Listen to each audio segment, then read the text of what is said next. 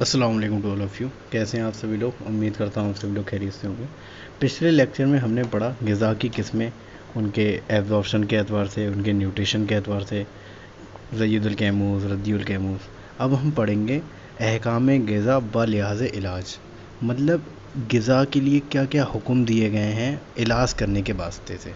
Okay, तो हम पहले बात करते हैं तर्क ग़िज़ा। ग़िज़ा को तर्क कब किया जाता है? एक होता है तकलील ग़िज़ा। तकलील मतलब कलील से बना, मतलब ग़िज़ा को कम मिकदार में दिया जाए, या कैफ़ियत से कम मिकदार में दिया जाए, या कैफ़ियत के एतबार से कम में दिया जाए, या कमियत के एतबार से कम में दिया जाए। और दूसरा है तर्क ग़िज़ा, ग़िज़ा को बिल्कुल तर्क कर दिया जाए। ग़िज़ा को तर्क कब किया जाता है पढ़ते हैं हम।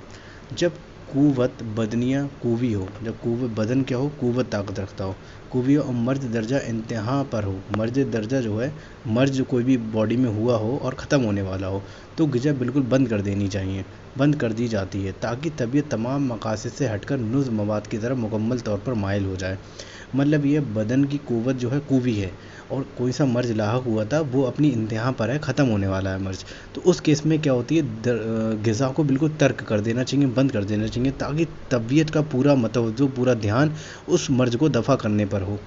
उसका बिल्कुल डाइवर्जन नहीं किया जाना है हमें। तबीयत मुकम्मल तौर से डिटॉक्सिफाई कर दे, हमारी मर्ज जो ख़त्म होने वाला है उस पर ध्यान दें।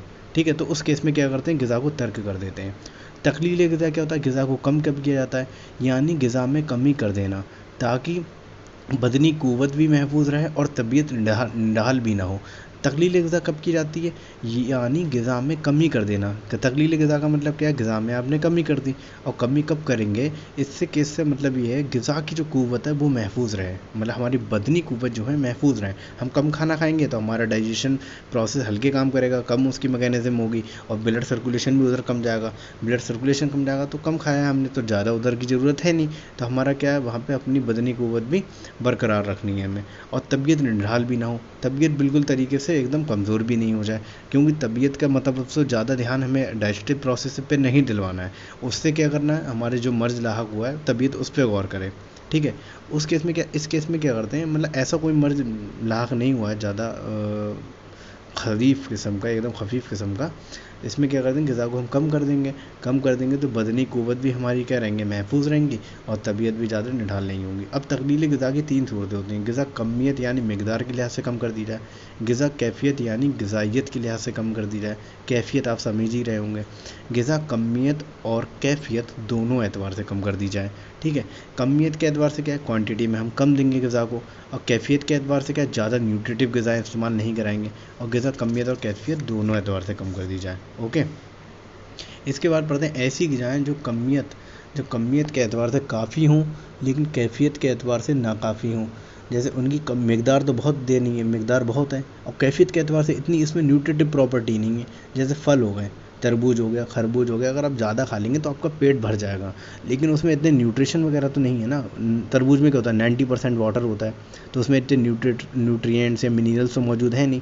जितने भी हैं 90% वाटर है, तो उससे क्या होगा, अपने आप खाएंगे तो आपका पेट क्या होगा, जल्दी भर जाएगा।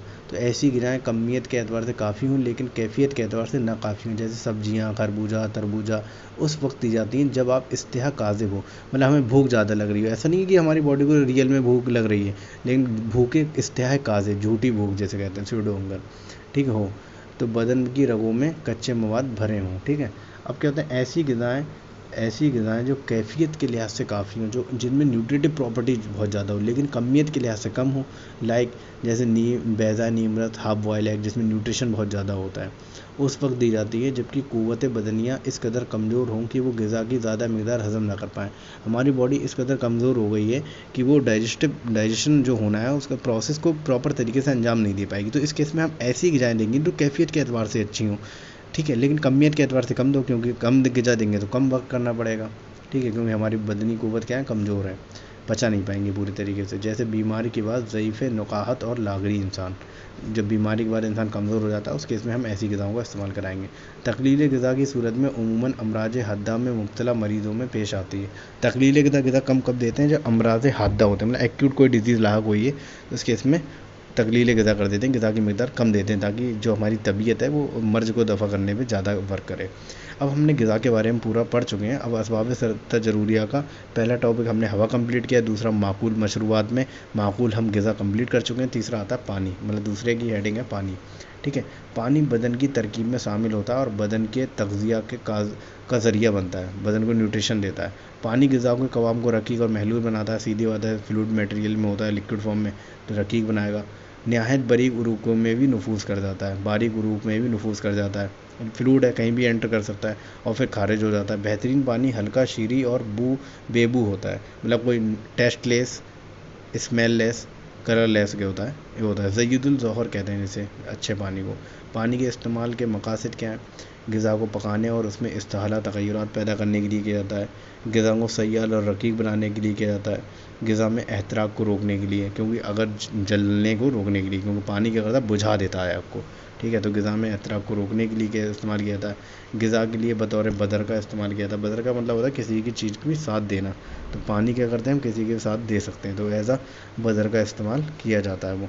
ठीक है, ग़िज़ा के लिए बतौर बदर का बदनी फजलात को रकीब बनाने के लिए, ताकि वो बौल व बराज पसीने के ज़रिए खारिज हो सकें। मतलब क्या करता है, जो फजलात हैं उनमें पानी का मिलना ज़रूरी है ताकि उनमें क्या हो सकता, थोड़ा क्या हो तरल वाला मटेरियल लिक्विफाई हो सकें। वो लिक्विफाई हो सकेंगे तो आसानी से जो कि हमारे मुनाफिज़ हैं जिनके द्वारा फजलात खारिज होते हैं, तो उनसे आसानी वो खारिज हो सकेंगे जब उनमें पानी मिला हुआ होगा। ठीक है, तो पानी के बहुत सारे मकासद हो गए, इस्तेमाल, उनका बेनिफिट, क्यों, क्या क्या बेनिफिट है उनके, तो हमने इसके बारे में पढ़ लिया। तो पानी क्या है, ये भी असबाब सित्ता ज़रूरिया का एक अहम पार्ट है। अगर पानी इंसान ना पिए, बिल्कुल उसे पानी अवेलेबल ना हो, तो कितने दिन ज़िंदा रह सकता है वो? खाना खाने के बिना तो वो महीनों ज़िंदा रह सकता है, हफ्तों से कुछ महीने के बीच। ठीक है, लेकिन पानी नहीं मिले तो वो एक दिन भी, 2 दिन भी ज़िंदा नहीं रह पाएगा। ठीक है, फिर क्या पढ़ते हैं हम? जिस्मानी हरारत, हिद्दत व सोजस में तस्कीन देने के लिए।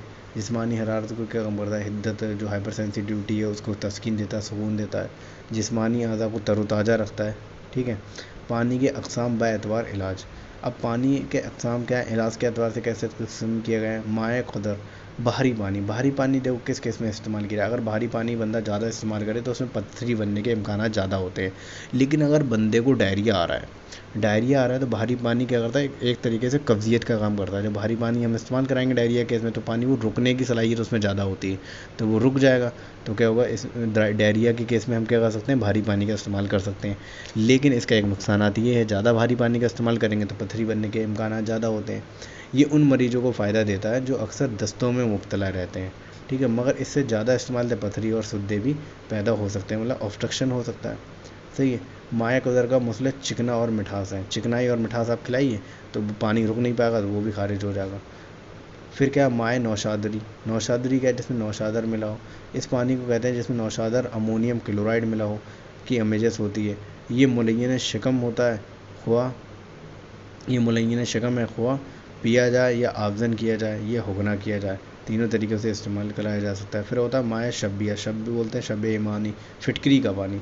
फिटकरी का पानी हम खुद ही सोच रहे हैं, फिटकरी का काम क्या होता है, खून को जमाने के लिए करते हैं। तो जेरियानुद्दम में, नफ्सुद्दम में, हिमोटाइसिस, ठीक है, बवासीर दम्बी में जो हेमरॉयड हो जाता है उस केस में, खून अगर ब्लीडिंग पाइल्स है तो उस केस में भी हम क्या कर सकते हैं, माए शबिया या फिटकरी का पानी। बाथिंग कराते हैं, सिट बाथ जो हम कराते हैं 15 मिनट या 10 मिनट उसे बैठना रहता है फिटकरी के पानी में बॉयल करके, मतलब नॉर्मल गुनगुने पानी में। ठीक है, तो उस केस में फिटकरी का पानी हम क्या करता है, खून को रोकने का काम करता है। कसरत हैज़ में भी कर सकते हैं इस्तेमाल, मुफीद है। ये आँखों को धोने के लिए भी इस्तेमाल किया जाता है। माए हदीद या नहासिया, लोहा, तांबा, अमेज पानी, ये तिहाल के लिए नफ़ा बख्श है, जिगर की इसलाह करता है और इस्तिस्का के लिए भी मुफीद है असाइटिस में। माए बारिद, ठंडा पानी। ठंडा पानी, ठंडी चीज़ें क्या होती हैं, कब्ज़ियत पैदा करती हैं। औसत दर्जे का ठंडा पानी सेहतमंद अफराद के लिए मुफीद साबित होता है। ये मैदे को भी करता है, ये भूख को भी बढ़ाता है। जो ठंडा पानी होता है ये क्या करता है, भूख को बढ़ाता है। भूख को मतलब नॉर्मली ठंडा पानी, ऐसा नहीं बहुत ज़्यादा ठंडा पानी इस्तेमाल करेंगे तब आपके मसामात जल्द एक तरीके से पूरी तरीके से बंद हो जाएंगे। ठीक है, तो उस केस में भी प्रॉब्लम क्रिएट हो सकती हैं। लेकिन एक नॉर्मल एतदाल से जो ठंडा पानी होता है वो क्या करता है, भूख को बढ़ाता है। अब भूख को किस केस में बढ़ाएगा, वो रतूबत को जिस्म के अंदर रखेगा, जैसे आप ठंडा पानी का इस्तेमाल कर सकते हैं तो मसामात जिल्द जो होते हैं वो बंद हो जाते हैं, कुशादा नहीं होते हैं, वो नैरोइंग हो जाती है उनमें। तो रतूबतें अंदर रहेंगी, जब रतूबत अंदर रहेंगे तो हाजमा क्या होगा, अच्छा होगा। जब हाजमा अच्छा होगा, जो आपने खाया वो अच्छे तरीके से पचेगा, तो उसके बाद क्या होगी, आपको भूख भी अच्छे से लगेगी, जाहिर सी बात है। तो ये माया भारत का काम होता है।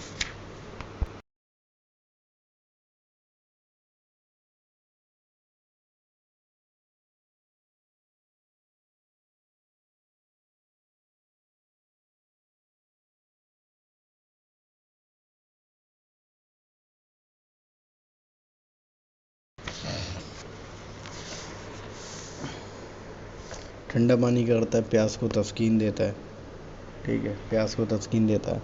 बरम में ऐशा और नज़ला भी अमराज में भी नुकसानदेह होता है। बरम में नज़ला में क्या होता है, नुकसानदेह होगा ठंडा पानी, जाहिर सी बात है, क्योंकि नज़ला क्या है, बारिद अशिया की वजह से होता है लाभ।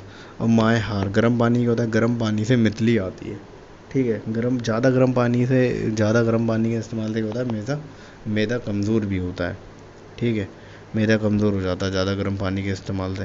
और ज़्यादा गर्म पानी निहार मुंह घूंट कर पीने से कब्ज़ रफ़ा हो जाता है। अगर ज़्यादा गर्म पानी इस्तेमाल करेंगे तो उससे क्या होगा, हज़म ख़राब भी हो जाएगा।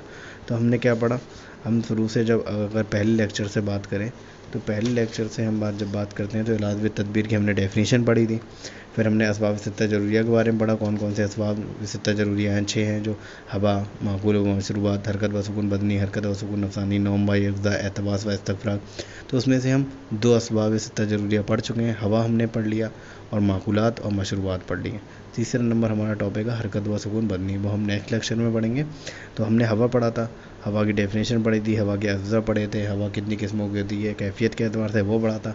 फिर हमने हवा की वो किस्में पढ़ी थी, कहाँ कहाँ से हवाएं चलती हैं, कौन कौन सी डायरेक्शन से। ठीक है, जुनूबी हवा थी, शुमाली हवा थी, मगरबी हवा थी, मशरक़ी हवा थी। फिर हमने ग़िज़ा के बारे में पढ़ा, ग़िज़ा की किस्में पढ़ी। ग़िज़ा की किस्में क्या पढ़ी, लताफ़त और गिल्दत के एतबार से पढ़ी हमने। ठीक है, फिर हमने शरीयत नफूस और वतीउन नफूस के एतबार से पढ़ी। ज़य्यदुल कैमूज़, रद्दुल कैमूज़, कसीरुल तग़ज़िया, कलीलुल तग़ज़िया के एतबार से हमने पढ़ी, ग़िज़ा पढ़ लिया। उसके बाद हम पानी वाले टॉपिक पे आए, मशरूबात पे। पानी का हमने डेफिनेशन पढ़ी, पानी है क्या, तो क्या फ़ंक्शन है उसका मेन, क्या उद्देश्य के लिए हम यूज़ करते हैं पानी। फिर पानी के इस्तेमाल के मकासद क्या हैं। ठीक है, पानी कौन कौन से किस्म का होता है, भारी पानी होता है, नौशादरी पानी होता है, फिटकरी का पानी होता है। ठीक है, ठंडा पानी होता है, गर्म पानी होता है। तो अब तीसरा टॉपिक है हमारा हरकत व सुकून बदनी। मिलते हैं नेक्स्ट लेक्चर में, जब तक के लिए अल्लाह हाफ़िज़।